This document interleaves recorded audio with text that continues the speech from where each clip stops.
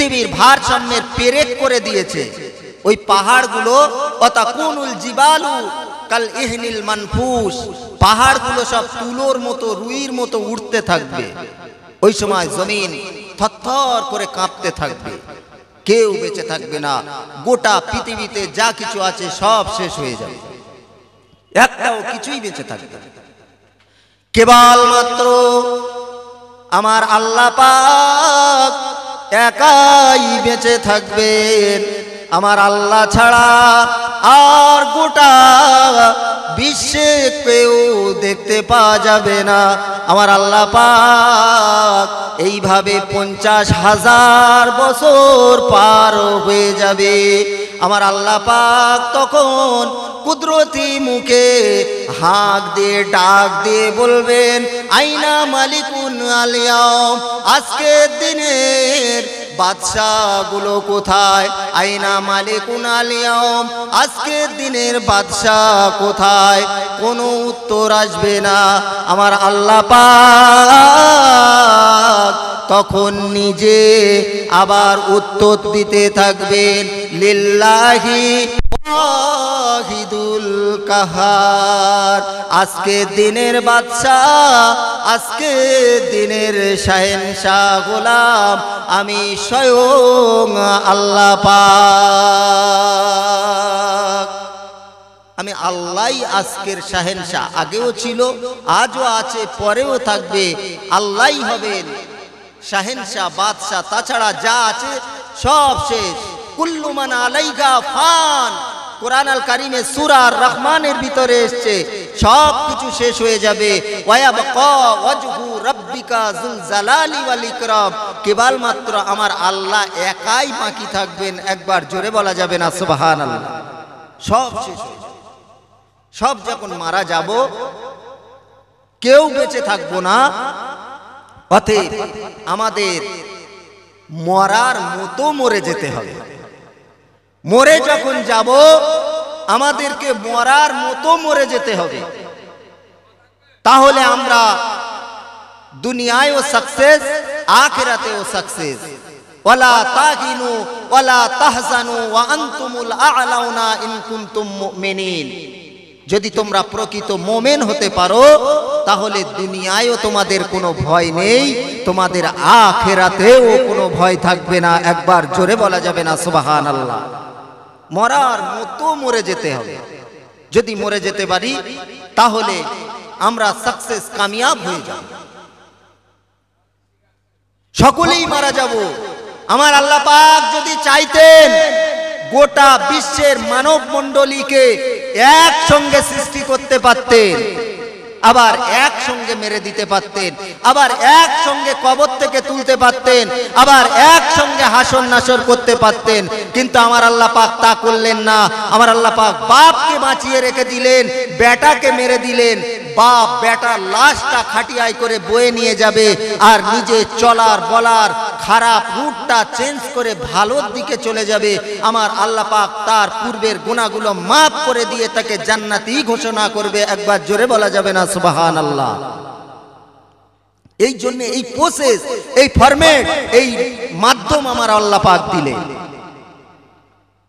বেটা বেঁচে থাকবে, বাপের লাশটা খাটিয়াটা বহন করে নিয়ে চলে যাবে, সবাই মারা যাবে। গোটা বিশ্বে অনেক জাতি, ধর্ম, বর্ণ আছে, অনেক মানুষ আছে, অনেক মানুষ আছে বাবাজি, যারা আল্লাহকে গালি দেয়, আল্লাহকে অস্বীকার করে।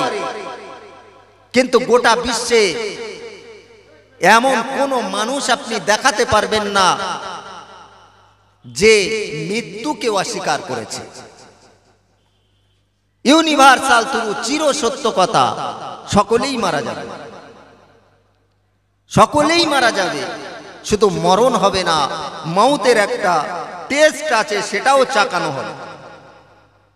কুল্লু নাফসিন যায়িকাতুল মাউত, মরণের একটা জায়গা আছে, একটা টেস্ট আছে। গোশের যেমন একটা টেস্ট আছে, মাছের যেমন একটা টেস্ট আছে, ফ্রুট ফলের যেমন একটা টেস্ট আছে, বিভিন্ন টেস্ট, মৌতের ওরকম একটা টেস্ট আছে। সেই মরণের টেস্টটা চাকানো হবে, শুধু মৃত্যু হবে না। মৃত্যু থেকে কেউ রেহাই পাবে না। আল্লাহ পাকের একজন মালাইকা মাউতের ভয়ে ফারিস্তার সঙ্গে বন্ধু করেছিলেন, তারপরেও ফারিস্তার সঙ্গে বন্ধু করে আসমানে চলে গিয়েছিলেন, সেখানেও মৃত্যু হয়ে গিয়েছে। তারপরেও মৃত্যু থেকে কেউ বাঁচতে পারে, মৃত্যু থেকে কেউ বাঁচতে পারবে না। অতএব মরার মতো মরে যেতে হবে। যদি মরার মতো মরে যেতে পারি তাহলে আমাদের জীবনটা আমাদের সাকসেস কামিয়াব হয়ে যাবে। চার ইমামের এক ইমাম, ইমাম আজম আবু হানিফা রহমাতুল্লাহ আলাইহি, তিনি এমন জীবন তৈরি করলেন, তিনি জানেন কোরআন আল কারিমের ভিতরে এসেছে কুল্লু নাফসিন যায়িকাতুল মাউত, আমি ইমাম আজম আমার মৃত্যু হয়ে যাবে, আইনামা তাকুনু ইদরিকুকুমুল মাউত, আমি ইমাম আজম মৃত্যু থেকে কোনো জায়গায় পালিয়ে যেতে পারবো না। অতএব আমার মরণ যখন হয়ে যাবে, আমি ইমাম আজম আমি মরণের জন্য প্রস্তুতি গ্রহণ করি। আমার মরণ যখন হয়ে যাবে আমি মৌতের জন্য প্রস্তুতি গ্রহণ করি। তিনি মৌতের জন্য প্রস্তুতি নিয়েছিলেন। আমার আল্লাহ পাক মৌতের ফেরেশতা যখন পাঠিয়ে দিলেন, আল্লাহ পাকের বান্দা হযরত ইমাম আজম আবু হানিফা রহমাতুল্লাহ আলাইহি যখন মৌত হয়ে গিয়েছে, ইমাম আজমের লাশটা মানুষগুলো খাটিয়ায় করে বহন করে নিয়ে ইমাম আজম আবু হানিফা রহমাতুল্লাহ আলাইহি কবরের পাশে রেখে দিয়ে লাশটা যখন কবরে শুইয়ে দেওয়া হলো, তখন ইমাম আজম আবু হানিফা রহমাতুল্লাহ আলাইহি কবরের উপরে মানুষগুলো মুঠো মুঠো মাটি চাপা দিতে রইলেন। মুঠো মুঠো মাটি নিয়ে ইমাম আজম আবু হানিফা রহমাতুল্লাহ আলাইহির কবরের উপরে দিচ্ছে। হঠাৎ দেখতে পাওয়া গেল ইমাম আজম আবু হানিফা রহমাতুল্লাহ আলাইহির ওই কবরের মাটিটা মেশকে আম্বারের মতো সুগন্ধি হয়ে গিয়েছে, মেশকে আম্বারের মতো সুগন্ধি হয়ে গিয়েছে। মানুষগুলো ইমাম আজম আবু হানিফা রহমাতুল্লাহ আলাইহির ওই কবরের মাটিগুলো মুঠো মুঠো পকেটে করে নিয়ে চলে যেতে থাকে। তদিওকার বাদশাহ লোহার তার দিয়ে বেড়া দিয়ে ঘিরে দেয়া হলো।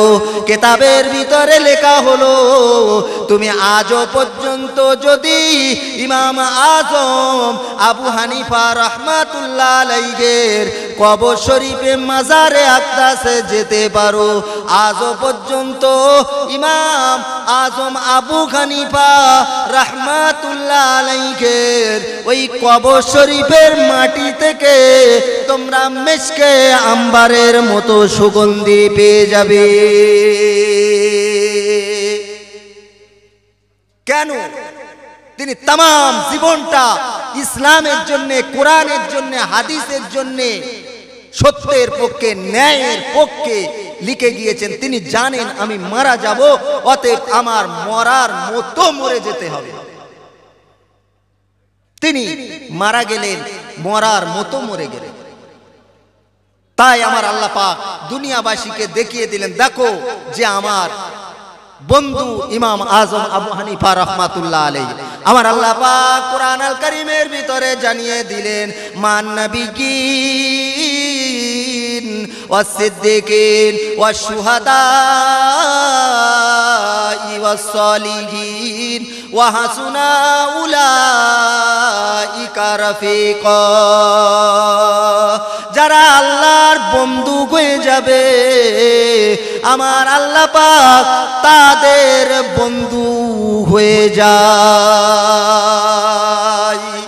যারা আল্লাহর হয়ে যাবে, আল্লাহ ওই বান্দার হয়ে যায়। একবার জোরে বলা যাবে না সুবহানাল্লাহ? চার ইমামের এক ইমাম ইমাম আহমদ ইবনে হাম্বল রাহমাতুল্লাহ আলাইহি, তিনি যখন মারা গেলেন, মানুষগুলো তার লাশটা সব বহন করে নিয়ে খাটিয়ায় করে বয়ে বয়ে নিয়ে যাচ্ছে। ইমাম আহমদ ইবনে হাম্বল রাহমাতুল্লাহ আলাইহির গোটা জিসিমটা ঘেমে গিয়ে, কাফন ভিজে গিয়ে, ঘামগুলো সব টপিয়ে টপিয়ে খাটিয়া বহনকারী, লাশ বহনকারী ব্যক্তিদের জিসিমের উপরে, শরীরের উপরে পড়ছে। এত ঘেমে যাচ্ছেন সূর্যের প্রখর তাপে। আমার আল্লাহ পাক এটা সহ্য করতে পারলেন না। আমার আল্লাহ পাক বনের পাখিগুলোকে জানিয়ে দিলেন, ও বনের পাখিরা যাও, আমার বন্ধু ইমাম আহমদ ইবনে হাম্বলের জিসিমটা ঘামে ঘেমে গিয়ে জিসিমটা, কাপড়টা ভিজে যায়। ও বনের পাখিরা তোমরা গিয়ে ইমাম আহমদ ইবনে হাম্বলের জিসিমটাকে ছায়া করে দাও। কিতাবের ভিতরে এসেছে আল্লাহর পক্ষ থেকে ইমাম আহমদ ইবনে হাম্বল রাহমাতুল্লাহ আলাইহির লাশের উপরে বনের পাখিরা ডানা মেলে দিয়ে ছায়া করে রেখে দিয়েছিলেন। এমনকি যতক্ষণ না ইমাম আহমদ ইবনে হাম্বল রাহমাতুল্লাহ আলাইহির লাশটা কবরস্থ করা হয়েছিল, আমার আল্লাহ পাকের হুকুমে বনের পাখিরা ওই ডানা মেলে দিয়ে আল্লাহর বন্ধু ইমাম আহমদ ইবনে হাম্বলের লাশ মোবারকটা, জিসিম মোবারকটা ছায়া করে রেখে দিয়েছিলেন। যারা আল্লাহর হয়ে গিয়েছে, আল্লাহ ওই ব্যক্তির হয়ে গিয়েছে। অতএব আমাদের বন্ধুত্ব আল্লাহর সঙ্গে করতে হবে। আল্লাহর সঙ্গে যদি বন্ধুত্ব করতে পারি, জলে জঙ্গলে যেখানেই থাকবো, আমার আল্লাহ পাক সঙ্গে সঙ্গে আমাদের ডাকে সাড়া দেবেন। আমাদের আল্লাহ পাককে ডাকতে হবে, আল্লাহর সঙ্গে বন্ধুত্ব করতে হবে। আমরা সকলেই মারা যাব, অতএব মরার মতো মরে যেতে হবে, সেই প্রস্তুতি আমাদেরকে নিতে হবে। যাই হোক, আমার পরবর্তী বক্তা এসে গিয়েছেন, আলোচনা বাড়াবো না, একটু মহব্বতের সঙ্গে আমরা সকলেই দরুদ শরীফ পাঠ করে আল্লাহুম্মা বলি।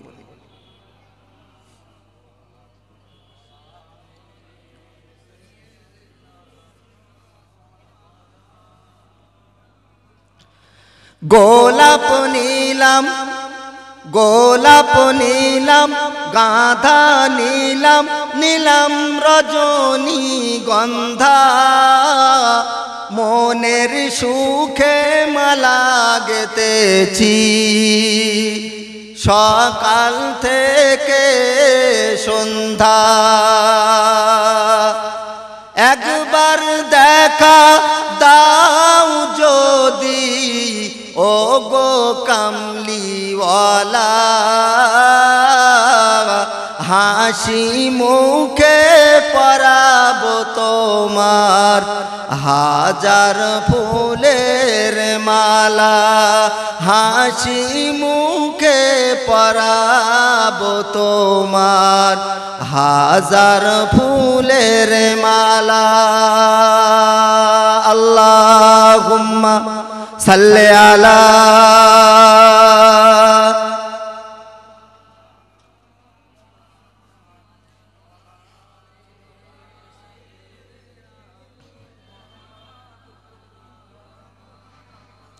যা কিছু বললাম আল্লাহ পাক আমাকে আপনাকে তথা গোটা মুসলিম সম্প্রদায়কে শোনা বলা বোঝার থেকে বেশি বেশি আমল করার তৌফিক এনায়েত করুক। সকলে বলুন আমিন।